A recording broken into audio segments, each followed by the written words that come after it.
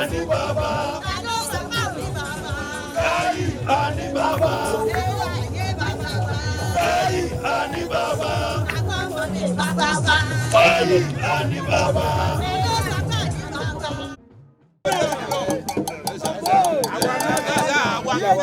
Our governor, Dino,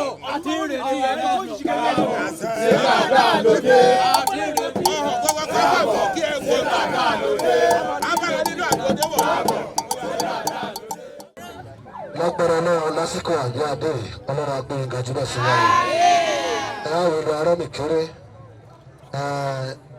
lágbára lódùmarè gbogbo ẹ̀fọ́ kálí olódùmarè àṣọ ọmọ àjẹbó àjẹtó àjọlá.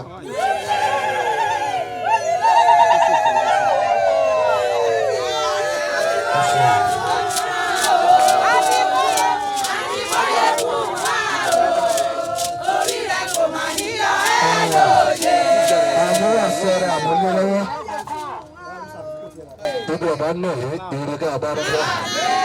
Ibi ọba náà yìí lágbára tó lọ́dún máa rẹ̀ ìrìgá àbálẹ́lẹ́.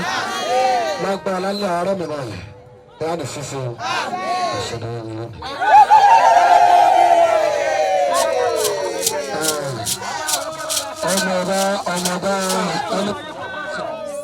Ọmọọba lọ ilé ìwé ọba mọ́nì ṣàtúnṣe amúkọ́rẹ̀ àjọgbé àjọtọ̀.